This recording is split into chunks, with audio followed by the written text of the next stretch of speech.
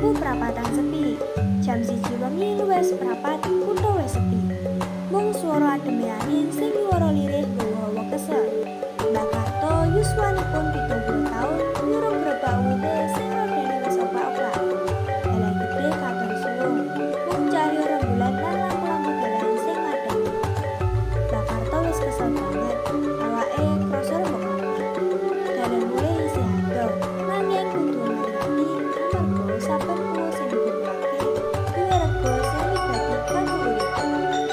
Mripate sing wis rada kurang nyawang ing ngarepe. Mbah Karto mandheg pas ing ngarep lampu abang sing sumunan kaya waja.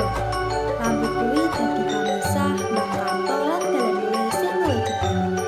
Prapatan wis suwe banget, diwonengan ora ana siji kendaraan.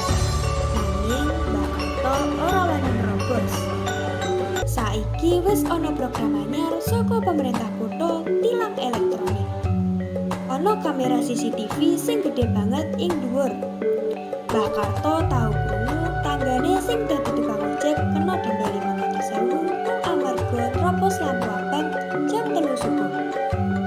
Rega denda kuwi padha karo asil saka luwih sak wulan.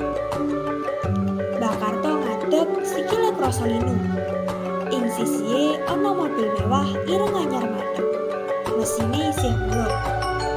Supire cah enom sing nganggo klambi branded, repot dolanan game ing tablete.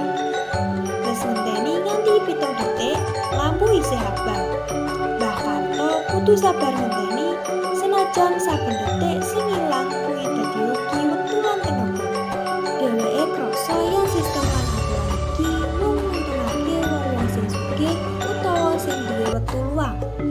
Dadak saka arah wetan, sirine ambulan nguwak-nguwak teka.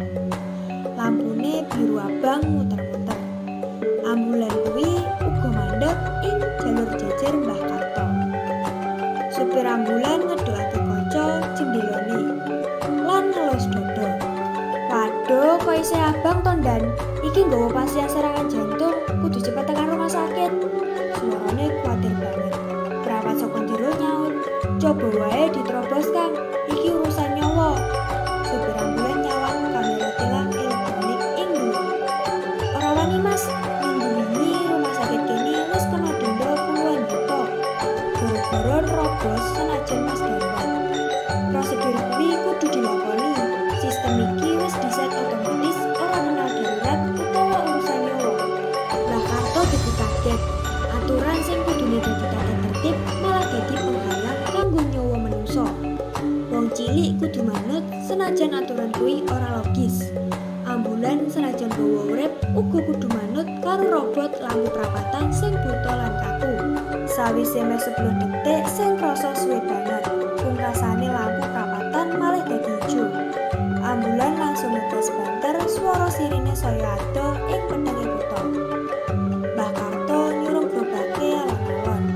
Sikile wis krasa lemes, kaya-kaya wis ora ana tenaga. Mobil mewah ing sisihe isih mandheg. Merga pengendarane lagi wae rampung dolanan game lan isih nyedot rokok. Dheweke santai, ora rugi wektu. Mbah Karto nggumun ing jaman saiki piramid sing digawe manungsa wis bisa ngatur uripe manungsa liya. Lampu abang sing ora duwe pikiran iku duwe kekuatan ngungkuli akal sehat lan dadi tontonan kritik sosial sing larang. Mbah Karto ngreneng alon. Aturan kuwi kudu ana, nanging yen aturan luwih diregani tinimbang kebutuhan lan kesusahan rakyat cilik. Mula aturan kuwi mung titip pedang sing landhep marang wong sing ora duwe daya. Sistem sing ora duwe ati